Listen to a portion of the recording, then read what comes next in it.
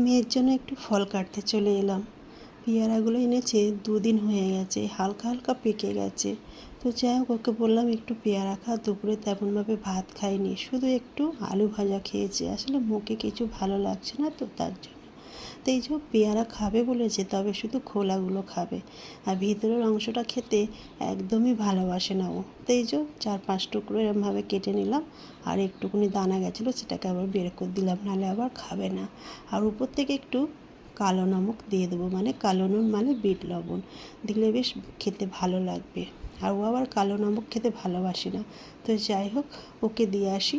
আর এই অংশটা কি করব, এই অংশটা তো আর ফেলে দিতে পারবো না, এটা আমি খেয়ে নিই। আমারও একদম ভালো লাগে না পেয়ারার ভিতরের অংশটা খেতে, কিন্তু কিছু করার নেই বন্ধুরা, 100 টাকা কিলো পেয়ারার এখানে। তো যাই হোক, মেয়ের শরীর খারাপ বলে বাবা অনেক রকম ফল এনে দিয়েছে, কিন্তু কিছুই খেতে চাইছে না। মানে বাচ্চাদের মতন বারবার বলে বলে একটু করে খাচ্ছে। তো আমার জন্য এই যে এগুলো কেটে নিলাম, নিয়ে একটু এর মধ্যে নুন দিয়ে নেবো, নিয়ে খেয়ে নেবো। কেন কি ফলের দাম প্রচুর এখন, আর পেয়ারা খাওয়া ভালো, আর বিশেষ করে জ্বর মুখে পেয়ারা খেলে না বেশ ভালোই লাগে। তো যাই হোক, ওকে দিয়ে এলাম ওটা, আর এটা এবার আমি খেয়ে নেবো। সবাই ভালো থেকো, সুস্থ থেকো। আর ভিডিওটা যদি ভালো লাগে অবশ্যই একটা লাইক, কমেন্ট, শেয়ার করে পাশে থেকো। আবার দেখা হবে পরের ভিডিওতে। দারুণ লাগছে খেতে।